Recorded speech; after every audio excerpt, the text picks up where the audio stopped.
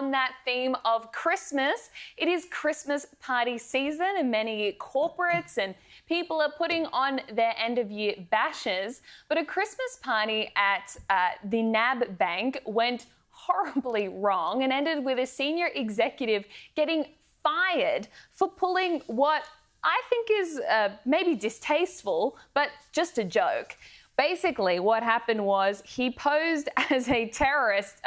He posed as being held hostage, kneeling down with his hands behind his back, and then a junior stood over him with his hands in the symbol of a gun and a towel wrapped around his head, pretending to be a terrorist. Now, the bank initially stood him down, and then now he's been sacked.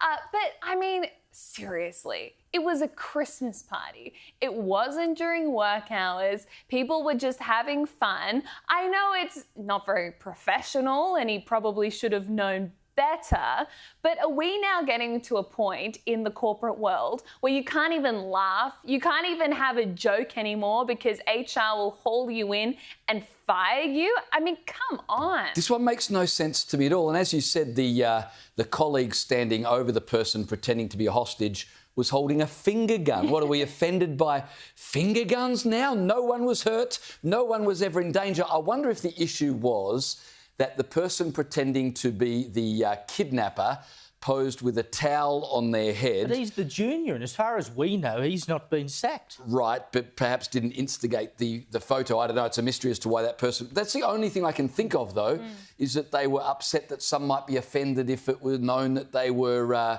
pointing to a certain kind of person who might commit a terrorist act. That's the only thing that occurs to me that could be offensive about this. Honestly, just get over it. I mean, this is the... Look, you know, there are...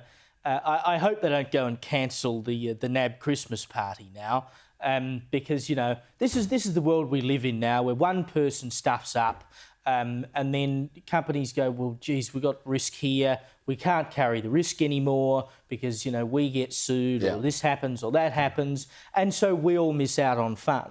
But honestly, we shouldn't have to live in a world where we are that sensitive. They made sure an insensitive joke, but it was a joke for a photo. But it was nothing more. When you say it was insensitive, who was it insensitive to? Well, look, to hostages? It doesn't. Terrorists? Yeah, it doesn't offend me. But I mean, you know, you could draw a long bow and say the families who've got Israeli hostages in the last year wouldn't like it, right? Like, you know, it is a long bow. It doesn't offend me. I think we should all just be able to say, ha ha, it was a joke. Whether you like it or not, it's not that offensive. Get over it. Should a guy have to lose his career over this?